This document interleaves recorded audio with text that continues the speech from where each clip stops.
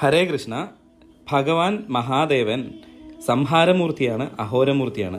അതുകൊണ്ട് തന്നെ ശത്രുദോഷങ്ങൾക്കും അനുബന്ധ ദോഷങ്ങൾക്കും ഭഗവാന്റെ അനുഗ്രഹം വളരെ ഉത്തമമാണ്. അപ്പം മഹാദേവൻ്റെ അനുഗ്രഹം നമുക്ക് കിട്ടാൻ വേണ്ടിയിട്ട് നമുക്ക് ഏറ്റവും എളുപ്പം ചെയ്യാൻ പറ്റുന്നതാണ് പുഷ്പാഞ്ജലികൾ.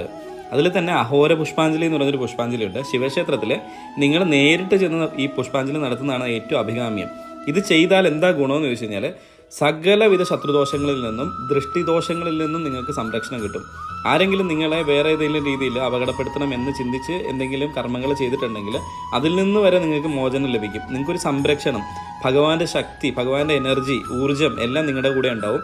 അതുകൂടാണ്ട് നിയമ നടപടികളൊക്കെ നേരിടുന്ന ആളുകളാണ്, അല്ലെങ്കിൽ ലീഗൽ പ്രൊസീഡിങ്സിലൊക്കെ പെട്ടിരിക്കുന്ന ആൾക്കാരാണ് നിങ്ങളെങ്കിലും നിങ്ങൾക്ക് അതിൽ നിന്നൊക്കെ വിജയം ഉണ്ടാവും. അതുപോലെ തന്നെ നിങ്ങളുടെ കുടുംബത്തെ ബാധിച്ചിരിക്കുന്ന നെഗറ്റിവിറ്റി ഇല്ലാണ്ടാവും. ദൃഷ്ടിദോഷവും ഒക്കെ മാറി ആരോഗ്യവും സന്തോഷവും ഒക്കെ ഭഗവാന്റെ അനുഗ്രഹം